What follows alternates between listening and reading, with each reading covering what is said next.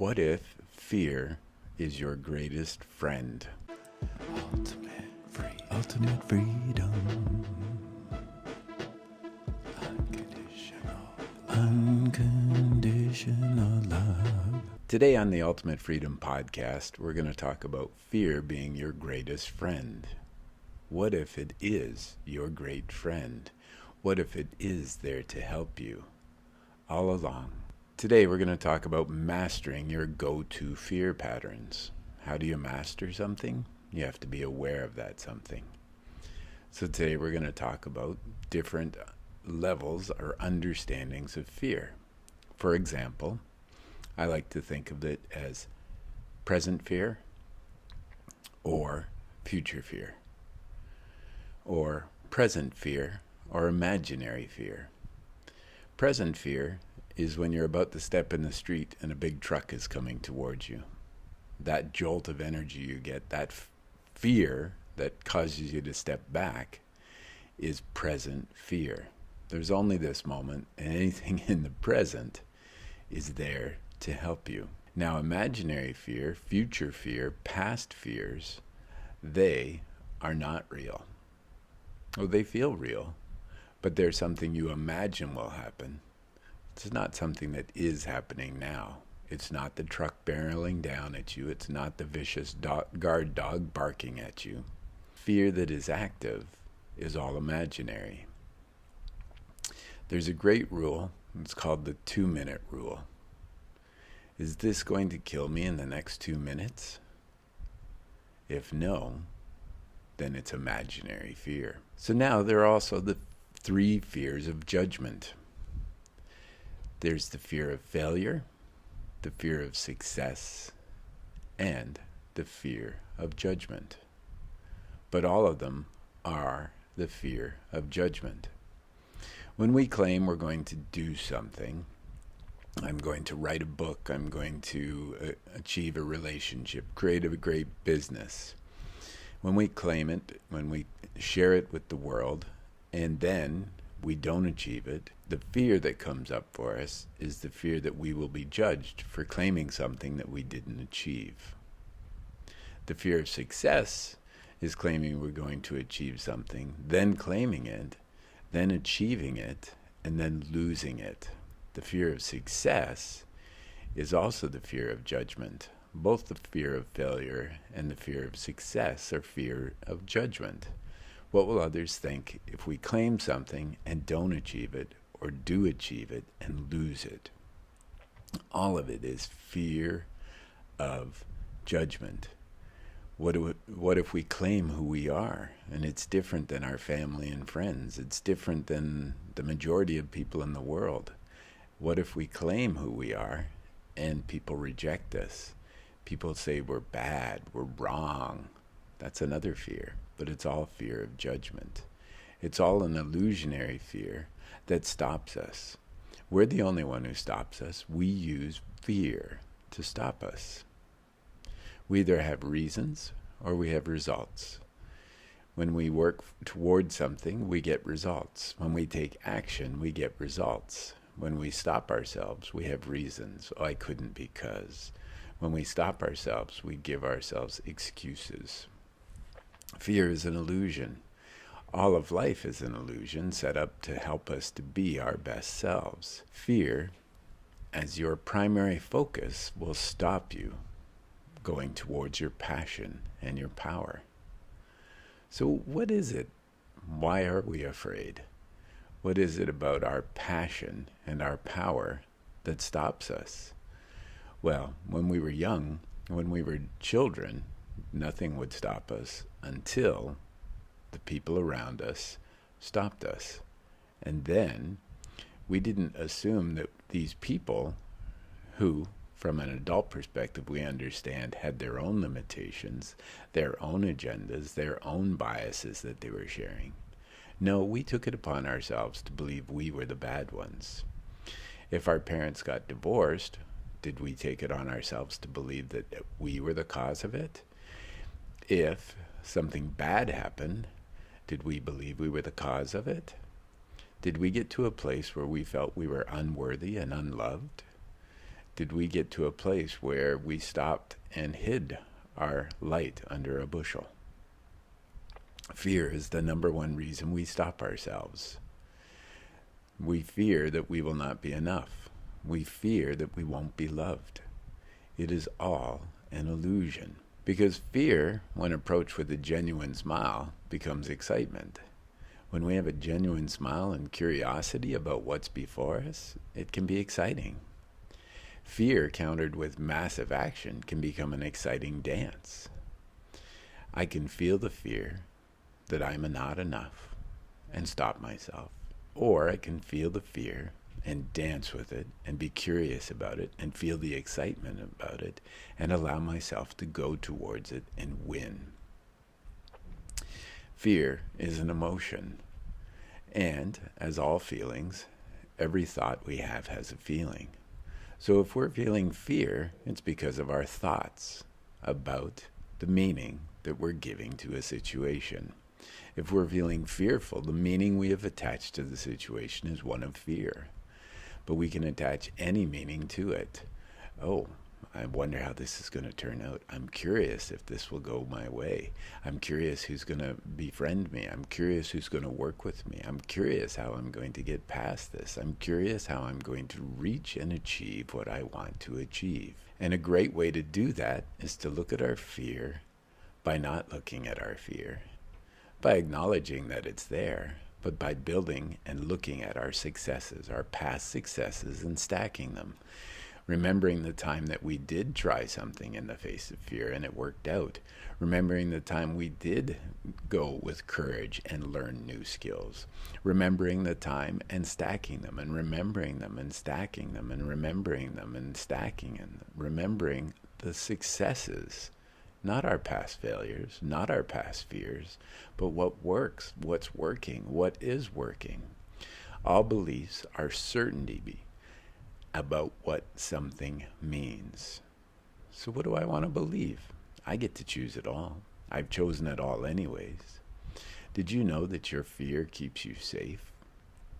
When you were young, your fear of a hot stove, your fear of a barking dog, your fear of emotional hurt or pain, all of those kept you safe because you backed away from something that felt fearful, scary, and dangerous to you. But if you keep those thoughts and meanings that you have assigned to keep you safe in a time when it's no longer appropriate, now you are letting your fear stop you, an imaginary fear that is stopping you.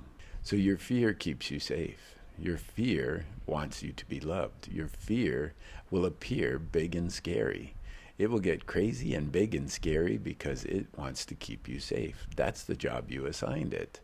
You assigned the meanings that you gave, your beliefs that you gave, the definitions that you gave to experiences in your life to keep you safe, to keep you in a place of feeling more pleasure and less pain. Now it will appear big and scary when you're getting close to it, and it will be the biggest and the scariest when you're about to break past that fear, when you're about to have a realization that will cause you peace and freedom and a new power that you've never felt before. So where or how can you use fear to benefit you?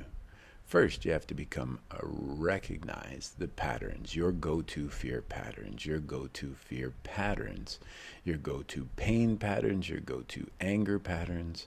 Recognize when you use them, how you use them, what triggers them, what brings them up for you. When you know what brings them up for you, now you can be in control. Now you can be aware. Now you can say, wow, here's that fear again. I love you, and celebrate it. Because when you celebrate it, you change the energy of it. When you're curious about it, you change the energy about it. You're like, when you become curious that the fear is here again, you're like, oh, how close am I to breaking through this, to getting to the next level of my great power in this life. We can use our fear, our pain, and our anger to be our fuel, to get us to the new place we want to be. For example, when we say or have a new awareness, and we want to then practice it to become a success at something.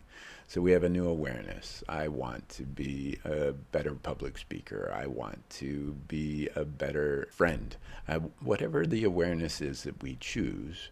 And if we feel fear in the face of wanting to choose that thing, if we stop ourselves using fears and, well, maybe next time I'll do it, whereas it's not the truth.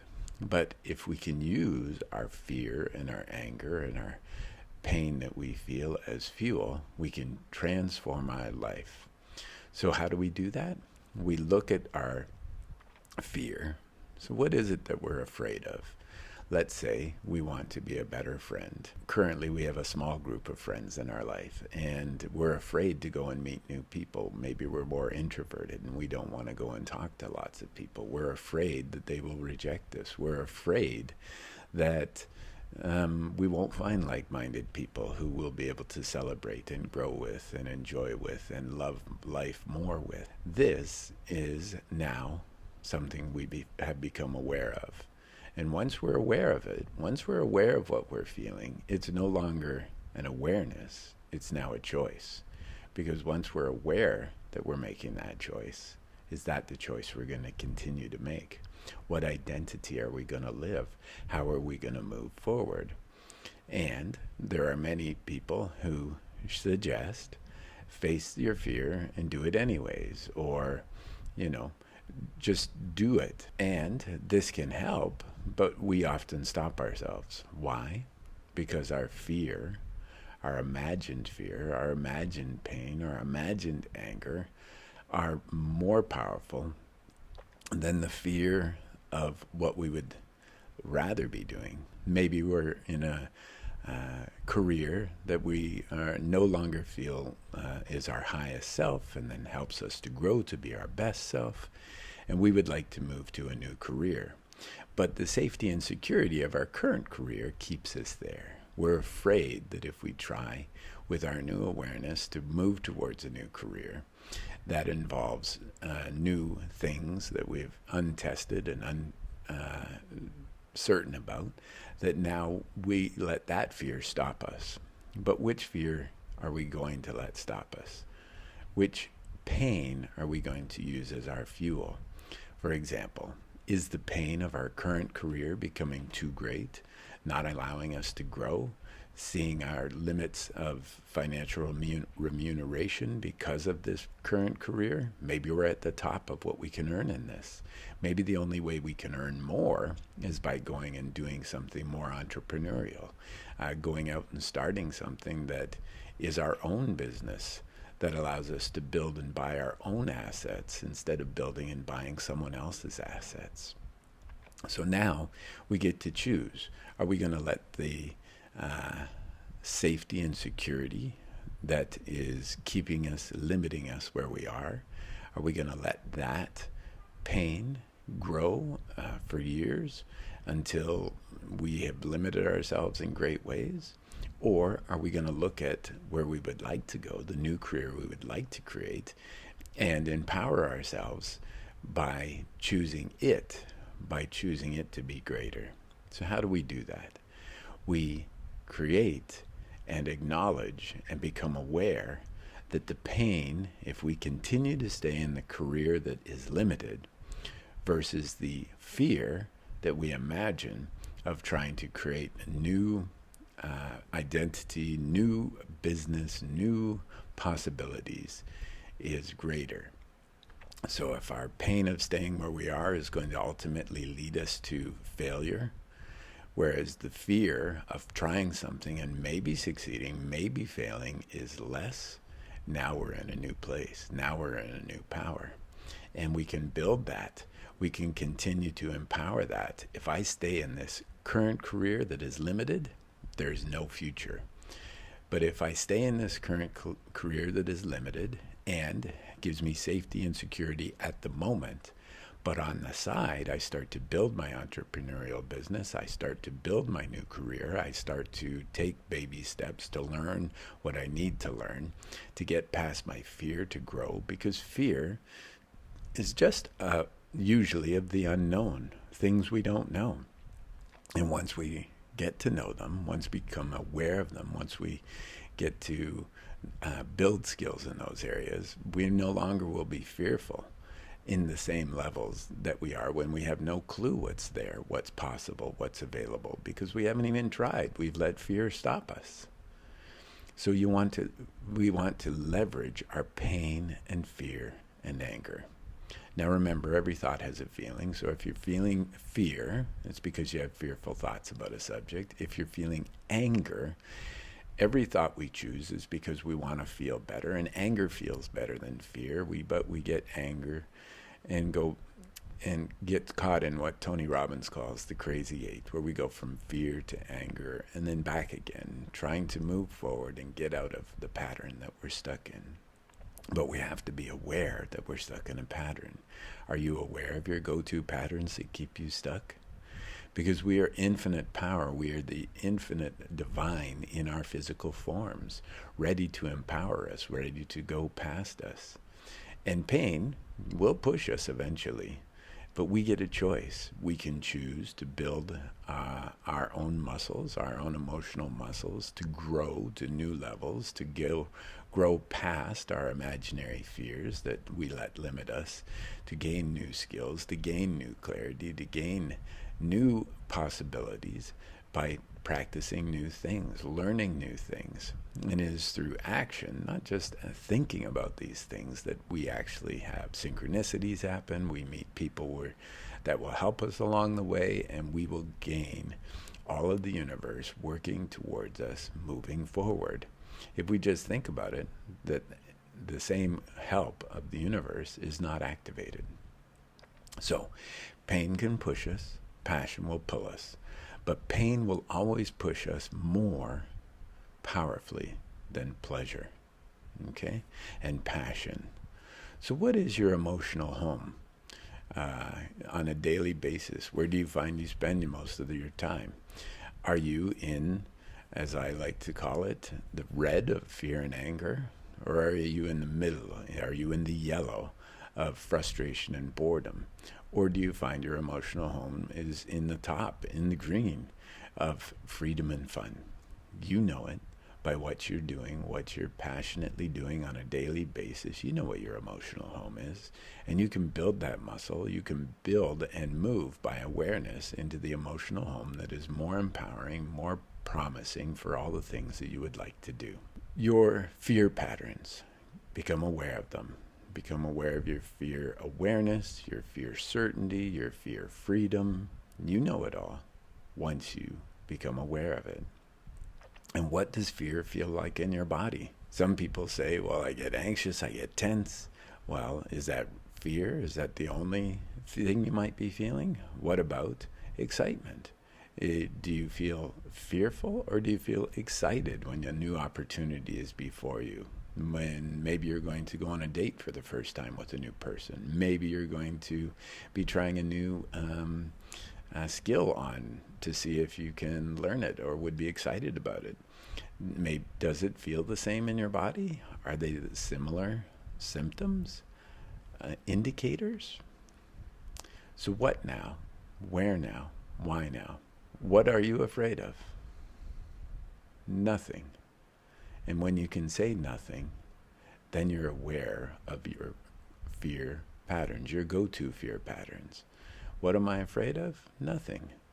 Because I assess the situation. I become aware if it's something that in the next 2 minutes is going to kill me or not. And I realize it's an imaginary fear. It's a fear often of judgment, of what others will think of me. And I get to choose it. Fear is my friend. Fear is just an indicator of my thought patterns about a subject that I'm currently unaware of, currently working towards being better at understanding, to be aware of, to be powered by. These are all powerful tools, all ready for us. Remember, fear is the way. Okay, the obstacle is the way. Whatever's in front of us that appears to be stopping us, the problem, the challenge, is the way. It's an indicator that there is something for us to learn that can bless us and is going to bring us forth into new growth, new understanding, new blessings. And we have the power. We have the power to choose. So take your fear, make it your friend, become aware of your go-to fear patterns, and become fearless. You are powerful. Well, that's it for this episode. I wish you incredible blessings of love, success, abundance, peace, health, joy, freedom, fun, sex, kindness, travel, friendship, just all the greatness that is available in life. And remember, become aware that you hold the power to change and transform what you previously were afraid of. Because it's all in your mind, all an illusion, unless it's really happening now with the barking dog or the car barreling down on you. I love you. Have a great day.